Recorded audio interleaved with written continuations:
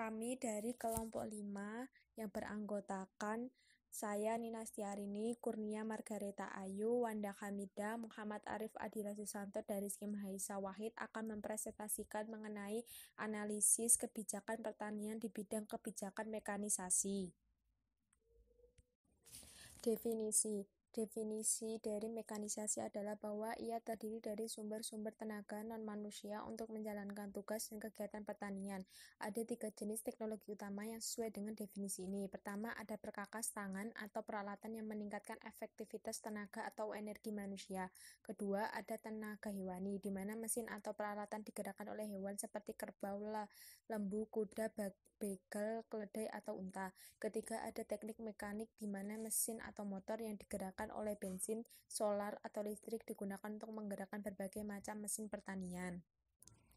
Tenaga mekanis dibedakan menjadi 2, yaitu mesin stasioner memiliki lokasi tetap dan memerlukan tugas untuk dibawa kepadanya, misalnya pompa air atau mesin perontok.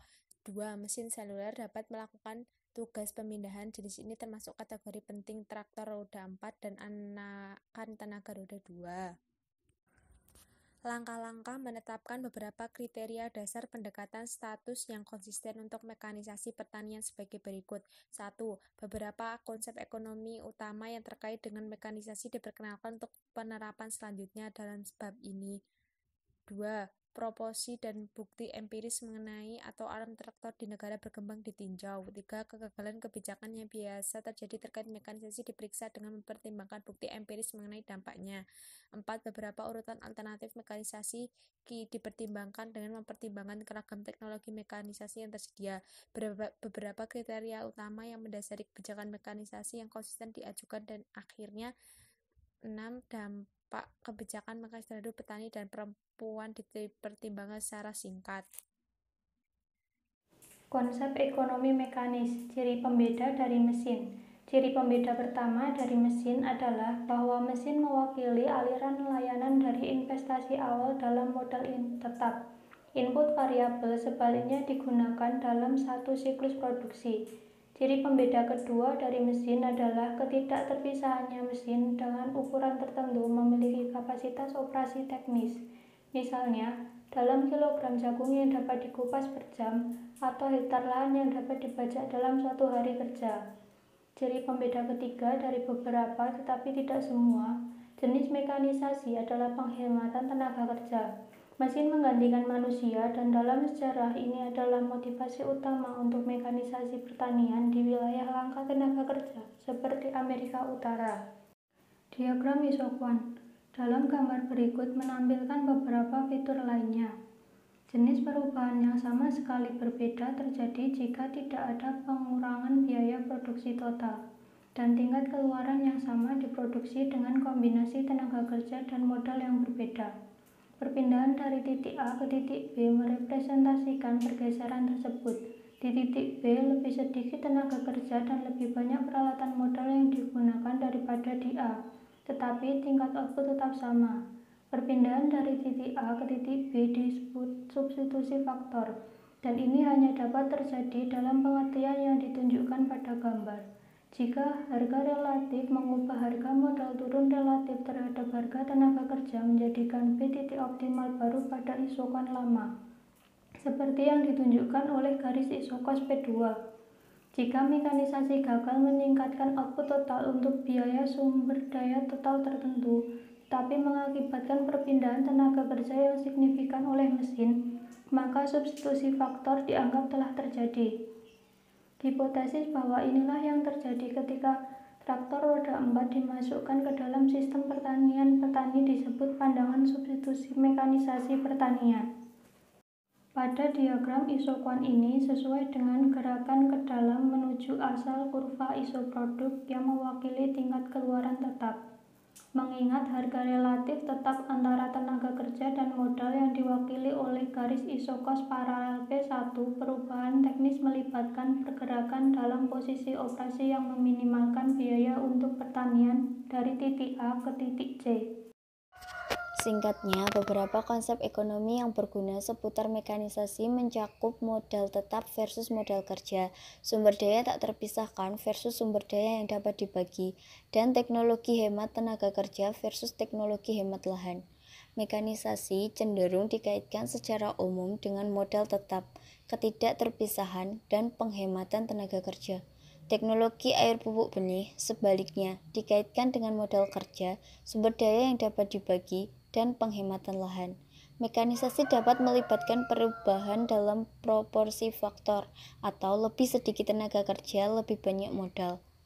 Baik karena mesin menggantikan tenaga kerja tanpa peningkatan output bersih atau tampilan substitusi, atau karena perubahan teknis terjadi atau tampilan kontribusi bersih, tetapi memiliki penghematan tenaga kerja bias. Traktor pertanian, proporsi dan bukti. Beberapa proposisi utamanya sejauh menyangkut traktor adalah sebagai berikut. Yang pertama, traktor meningkatkan hasil panen per hektar. Yang kedua, traktor mempercepat penyiapan lahan di antara siklus panen, memungkinkan peningkatan penanaman ganda dibandingkan dengan persiapan lahan hewan atau manual. Yang ketiga, traktor mengizinkan campuran tanaman bernilai lebih tinggi untuk ditanam dengan melepaskan tenaga kerja dari operasi rutin yang kemudian dapat digunakan untuk tugas tambahan, keuntungan marginal yang lebih tinggi. Yang keempat, traktor mengizinkan lahan tambahan untuk ditanami dengan membebaskan lahan penggembalaan yang sebelumnya diperlukan untuk hewan penarik. Yang kelima, traktor dapat ditempatkan di bawah lahan budidaya yang akan tetap menganggur, misalnya dengan mereklamasi lahan rawa, membajak tanah yang berat, atau dengan melakukan pekerjaan berat di medan yang sulit. Yang keenam, traktor mewakili sumber tenaga untuk berbagai tugas di pertanian, bukan hanya budidaya. Ini termasuk menggerakkan mesin stasioner seperti pompa atau pengirik, dan transportasi di pertanian atau di luar pertanian. Dampak traktor dan tentang pengukuran efeknya. Bukti yang dimaksudkan untuk menunjukkan bahwa traktor meningkatkan hasil hampir selalu keliru dikaitkan dengan traktor menghasilkan keuntungan dari penyebab lain, misalnya benih baru, peningkatan penggunaan pupuk, atau peningkatan pasokan air. Ketika sumber perolehan hasil yang terpisah diidentifikasi dengan benar, traktor ternyata tidak memiliki pengaruh yang signifikan terhadap hasil per hektar. Traktor tidak serta-merta menghasilkan perluasan areal budidaya untuk memasukkan lahan penggembalaan sebelumnya. Alasannya adalah traktor kurang dapat diandalkan dibandingkan hewan penarik dan petani cenderung memelihara hewannya meskipun tenaga traktor tersedia. Ini berlaku khususnya ketika ada masalah dengan kualitas dan pasokan oli dan bahan bakar, kurangnya suku cadang, dan ketidakpastian tentang kemampuan memperbaiki traktor jika rusak. Traktor tidak menghasilkan perputaran yang lebih cepat antar tanaman karena faktor lain seperti variasi iklim musiman, alokasi air dalam sistem irigasi saluran, ketersediaan air tanah, dan rezim pengendalian penyakit atau hama lebih penting daripada kekuatan mesin dalam memutuskan ritme beberapa kali tanam sepanjang musim. Traktor dapat secara dramatis mempercepat peningkatan ukuran lahan, dan adopsi mereka pasti melibatkan faktor luas lahan pertanian dan sifat hubungan kausal antara ukuran lahan dan mekanisasi.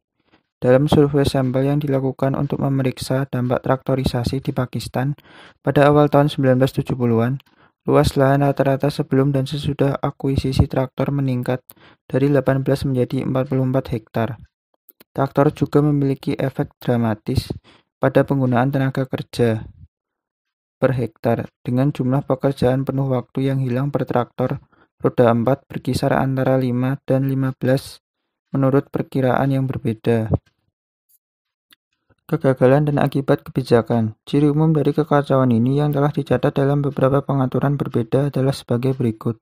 Yang pertama, penyerahan kredit bersubsidi tinggi kepada petani, baik secara khusus untuk pembelian traktor atau penggunaan input umum, tetapi mudah digunakan untuk mesin karena kredit yang dapat dipertukarkan. Yang kedua, kredit yang ditawarkan kepada petani dengan tingkat suku bunga yang ternyata negatif secara real karena tingkat inflasi yang tinggi. Petani pada akhirnya membayar lebih sedikit secara real daripada yang dipinjam. Efeknya adalah sangat murahnya biaya modal real dari mesin yang dibeli dengan kredit. Yang ketiga, mendorong dan melindungi industri traktor dalam negeri di bawah kebijakan industrialisasi substitusi impor, tanpa memperhatikan dampak sektor pertanian. Konsesi pajak khusus untuk industri traktor memungkinkan mereka menjual traktor dengan harga murah di pasar domestik. Yang keempat, adanya impor traktor bebas bea atau di bawah perjanjian pembelian konsesi dengan donor bantuan atau traktor damping, atau di bawah kesepakatan perdagangan bilateral dengan ekonomi yang direncanakan secara terpusat. Impor traktor bebas bea terkadang secara paradoks bertepatan dengan tarif tinggi untuk suku cadang. Yang kelima, nilai tukar yang dinilai terlalu tinggi dengan efek yang meluas dalam menurunkan biaya relatif mesin, peralatan, dan suku cadang yang diimpor. Yang keenam, kebijakan bahan bakar dan minyak murah. Banyak negara berkembang yang lebih besar cenderung memberi harga bahan bakar dan minyak pada tingkat yang jauh di bawah harga yang berlaku di sebagian besar negara industri. Bahkan ketika mereka adalah importir minyak, dan bahkan ketika pembelian minyak sangat menguras devisa yang langka. Yang ketujuh adalah promosi traktor terkait dengan gagasan yang salah tentang manfaat keluaran dari pertanian skala besar di negara-negara yang memilih pertanian negara atau pertanian kolektif desa sebagai komponen dari strategi pengembangan pertanian mereka. Urutan dan keragaman mekanisasi. Secara berurutan, kategori operasi berikutnya yang akan dimekanisasi adalah operasi intensif daya bergerak. Salah satunya adalah membajak. Hal ini sensitif terhadap tingkat upah relatif dan dapat dibenarkan untuk dimekanisasi hanya setelah kenaikan signifikan dalam upah real mulai terjadi. Kategori terakhir dari operasi yang akan dimekanisasi adalah yang membutuhkan keterampilan serta energi. Dan ini dapat mencakup tergantung pada tanamannya, penaburan atau pemindahan, aplikasi pupuk, penyiangan, dan pemanenan. Ini bahkan lebih sensitif terhadap tingkat upah relatif. Seringkali terus dilakukan dengan tangan ketika operasi lain telah dimekanisasi, dan hanya menjadi sepenuhnya mekanis ketika tenaga kerja berumur pendek dan upah real yang tinggi terjadi. Menuju kebijakan mekanisasi yang konsisten. 1. Harga dan mekanisasi. Kriteria utama kebijakan terhadap teknologi mekanis adalah bahwa biaya mesin untuk petani harus tidak kurang dari biaya peluang mereka bagi masyarakat. Kriteria biaya peluang memberikan perkiraan pertama untuk kebijakan harga yang sesuai untuk mesin dan peralatan pertanian. 2. Kebijakan dan mekanisasi teknologi. Singkatnya, kebijakan mekanisasi yang konsisten di negara berkembang harus memastikan bahwa sektor pertanian mengikuti jalur perubahan mekanis yang efisien secara ekonomi dan hal ukuran pertanian, ketersediaan tenaga kerja, tingkat upah, dan biaya peluang sosial mesin. Dua elemen utama dari kebijakan tersebut adalah pendekatan harga yang menekan kriteria biaya peluang dan pendekatan teknologi menekan pada peningkatan kisaran pilihan mesin utama, terutama pada skala alternatif yang berbiaya rendah, penggunaan tenaga kerja, dan akhir. Pertanian dan mekanisasi. Para petani telah terbukti mahir dalam memodifikasi teknologi mekanis sederhana agar sesuai dengan persyaratan sistem pertanian mereka sendiri, dan juga cepat mengadopsi teknologi mekanis baru berbiaya rendah ketika ini melengkapi ukuran lahan pertanian yang ada dan ketersediaan sumber daya. Kebijakan mekanisasi dan perempuan. Mekanisasi adalah masalah kebijakan yang jelas-jelas memungkinkan pemeriksaan perbedaan dampak pada laki-laki dan perempuan dari pertanian atau teknologi pasca panen yang diusulkan. Mekanisasi terkadang dianjurkan untuk mengurangi pekerjaan yang membosankan dalam kehidupan perempuan. Kesimpulan.